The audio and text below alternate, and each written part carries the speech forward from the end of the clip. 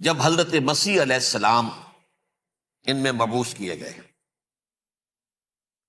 یہ 1400 سالہ تاریخ کا کلائمیکس ہے یہود کی. جب کتاب انہیں دی گئی تھی تورات حضرت موسیٰ کے ذریعے، وہ 1400 قبل مسیح کا واقعہ ہے. اس وقت سے لے کر اللہ کا وہ فضل ان پر ہوا کہ کوئی ایک لمحہ ایسا نہیں آیا 1400 برس میں کہ ان کے ہاں کوئی نہ کوئی نبی موجود نہ. یہ تار ٹوٹا ہی نہیں. 2 سے شروع ہوا، موسیٰ ہارون علیہ السلام، اور 1400 برس کے بعد پھر آخری 2 ہیں، عیسیٰ اور یحییٰ علیہ السلام. یوں سمجھ لیجئے. اور اس کے درمیان یہ تار ہے، اور اس تار میں کوئی ایک لمحہ ایسا نہیں آیا کہ کوئی نبی موجود. اس میں اتار چڑھاؤ بہت سے آئے ہیں، اس کا وہ میرا موضوع نہیں ہے اس وقت. قبل مسیح کی تاریخ جو ہے وہ میرا موضوع نہیں ہے. قرآن مجید میں سورہ بنی اسرائیل کے پہلے رکوع میں اس کا تذکرہ موجود ہے. وَقَضَيْنَا إِلَىٰ بَنِي إِسْرَائِيلَ فِي الْكِتَابِ لَتُفْسِدُنَّ فِي الْأَرْضِ مَرَّتَيْنِ وَلَتَعْلُنَّ عُلُوًّا كَبِيرًا. 2 مرتبہ ان پر عذاب کے کوڑے برسے. پہلے اشوریوں کے ذریعے سے جو شامی تھے، سیرینز اشوری کہلاتے ہیں. پھر بابلیوں کے ذریعے سے یعنی عراقیوں کے ذریعے سے، بیبیلونیا نام تھا عراق کا پہلے. ان پر بہت بڑی بڑی تباہیاں آئیں، اللہ تعالیٰ کی طرف سے عذاب آئے. اس کے بعد پھر دوسرے دور میں دوسرا اقتدار کا دور آیا، خربستیاں بڑھ گئیں. تو پہلے گریکس کے ذریعے سے، یونانیوں کے ذریعے سے، اور پھر رومیوں کے ذریعے سے انہیں پسوایا گیا. یہ دور گزر چکے تھے ان پر، 2 عروج کے دور اور 2 زوال کے دور. میری چھوٹی سی کتاب ہے تنظیم اسلامی کا تاریخی پس منظر، شاید 6-7 روپے کی ہوگی. اس کو آپ دیکھیں گے تو اس میں اس کا پورا نقشہ آپ کو مل جائے.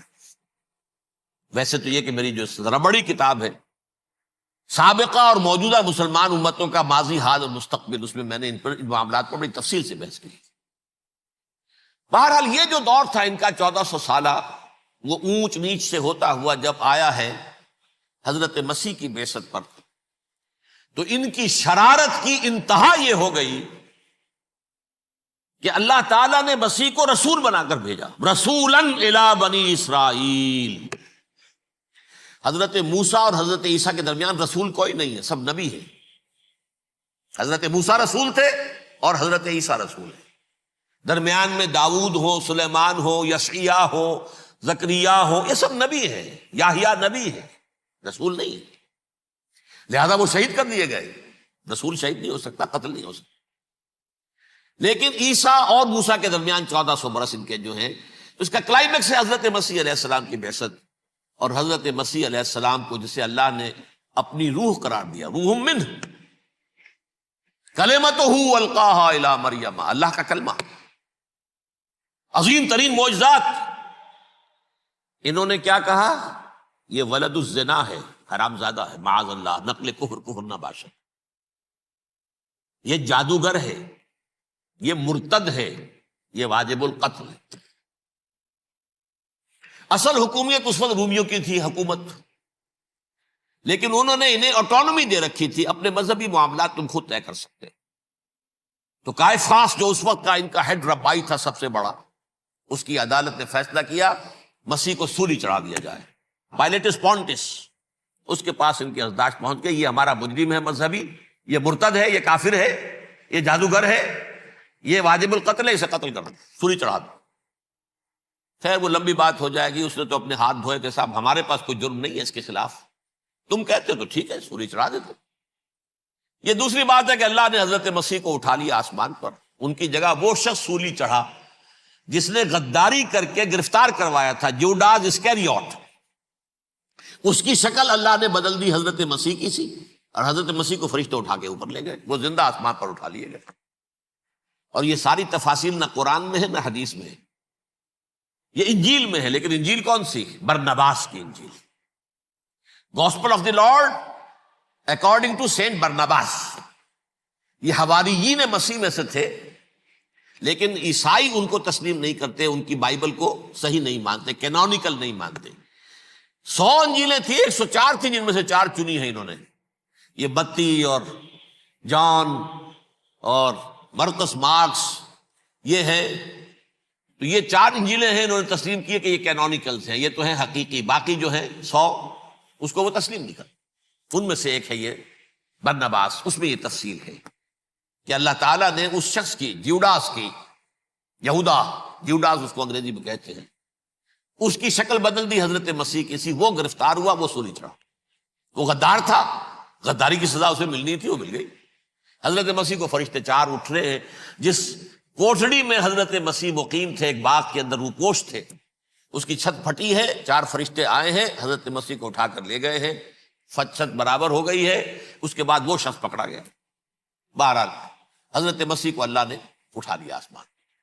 لیکن وہ دن ہے کہ اس قوم کو اب مغضوب علیہم قرار دے دیا گیا۔ نوٹ کر لیجیے، اصل میں تو ہونا یہ چاہیے تھا کہ رسول کی جان کے در پہ جب کوئی امت ہو جاتی تھی تو اللہ کا قاعدہ یہ تھا کہ اس امت کو نسیہ منسیہ کر لیا جائے۔ حضرت نوح کی قوم کو ختم کیا یا نہیں؟ حضرت ہود کی نگاہوں کے سامنے قوم عاد برباد کی گئی یا نہیں؟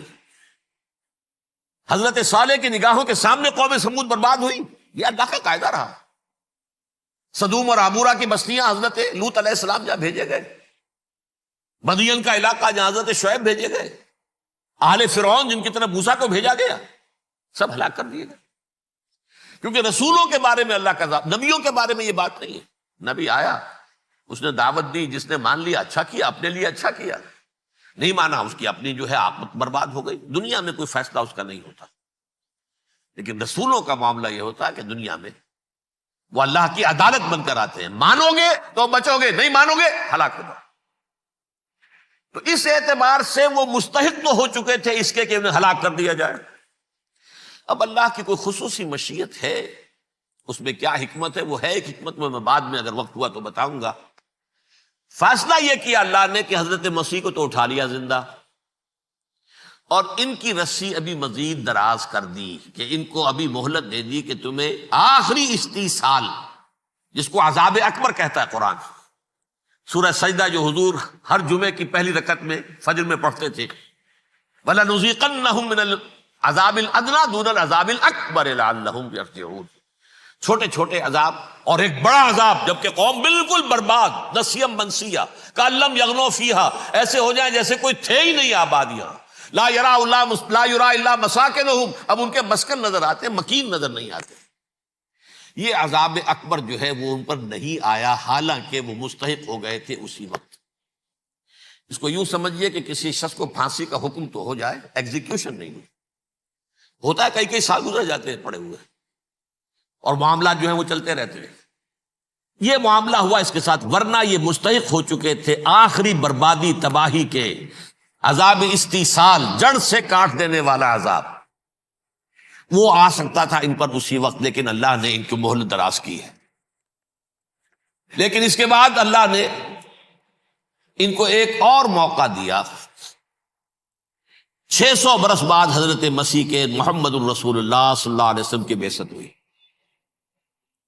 اور یہ میں سمجھتا ہوں کہ اس قوم پر اللہ کا اتنا بڑا فضل تھا، اتنا بڑا فضل تھا، اتنا بڑا فضل تھا۔ اب پھر ایک موقع دیا، عسیٰ ربکم ان یرحمکم وان عدتم عدنا، دیکھو اب بھی تمہیں ہم ایک موقع دے رہے ہیں، تمہارا رب تمہارے اوپر اب بھی فضل کرنے کو تیار ہے، رحم فرمانے کو تیار ہے۔ ان ھذا القرآن یہدی للتی ہی اقوم، اس قرآن کے سائے میں آ جاؤ، یہ شاہدرا ہے ہدایت میں آنے کا، اس میں داخل ہو جاؤ، محمد کی تصدیق کرو صلی اللہ علیہ وسلم، دامن محمدی میں آ جاؤ، اب بھی ہم تمہارے گناہ بخش دیں گے۔ لیکن نہیں، اس قوم نے حضرت محمد صلی اللہ علیہ وسلم کی دشمنی کی کمر کس لی، اور اب یوں سمجھیے اس تاریخ سے لے کر آج تک یہ گٹھ جوڑ ہے۔